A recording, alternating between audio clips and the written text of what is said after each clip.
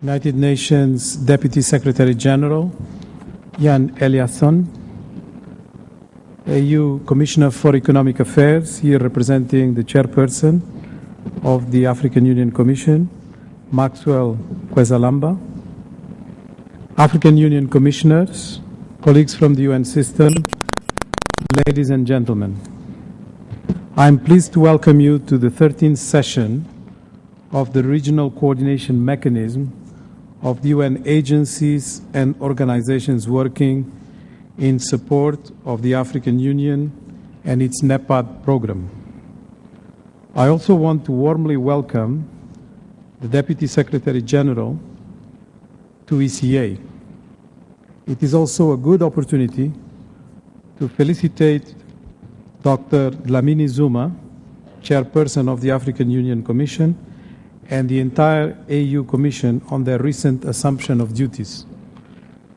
This is the first RCM-Africa session for both the Deputy Secretary General and myself.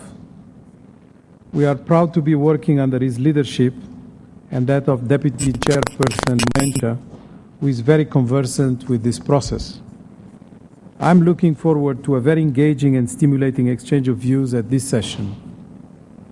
From what I have gathered, the RCM has come a long way.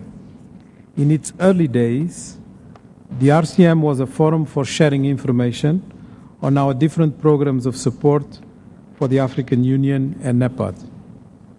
There was a lot of bilateral servicing of the African Union by individual agencies, thus dissipating energy and burdening the institution we were committed to assist with repetitious and sometimes similar offers. Little wonder that the EU Commission then showed little interest in that arrangement at the time. They needed us to work together as one United Nations on their priorities. We have since made progress in this regard to the extent that the EU Commission is now part and parcel of the RCM process. We must nevertheless admit that the functioning of our mechanism is still work in progress.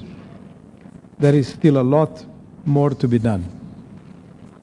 In particular, we need to pose some key questions relating, for instance, to the impact of our activities and whether we are responding to the priorities of our partners. We also need to reflect on whether the 9 clusters that we have are functioning as expected. We should, moreover, ponder over the sectoral coverage of the clusters and whether their remit is too wide or too narrow. Then there is always the issue of resources.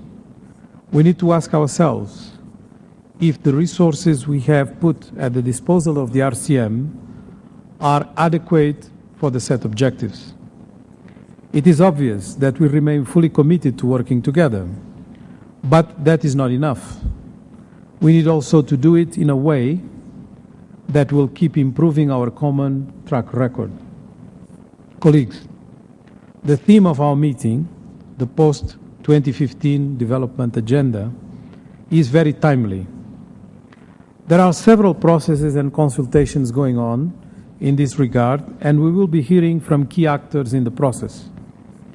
I feel that it is particularly appropriate that Africa should take more than a passing interest in the development agenda that will replace the MDGs. This is not only because Africa is one of the last frontiers of development, but more importantly, because a new paradigm must take account of what we have learned before, with a view of improving on it. The post-2015 agenda is therefore key for the African Union and NEPAD. It is thus appropriate that the UN agencies working in the continent begin to share their reflections on this important issue to better contribute to the final outcome. Our deliberations should accordingly focus on how we ensure that the agenda that eventually emerges can contribute to the long-term development of the continent. I'm confident that given the extensive experience and knowledge available to us, will have a rich and meaningful set of deliberations, as well as a concrete and useful number of recommendations. Our challenge, as ever in the RCM-Africa, is to redouble our efforts at working together, planning together, and implementing together as one United Nations. We need to support the efforts of the African Union as various African perspectives evolve into a common position. The focus of this meeting on the post-2015 agenda is not intended to detract us from our already approved work programs.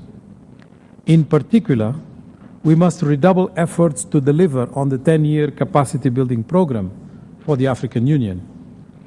I recall that we presented to Deputy Chairperson Mwencha in June 2012 our efforts in this regard. In conclusion, I welcome you all back to this forum in Addis and extend my best wishes for a fruitful and productive meeting. Thank you.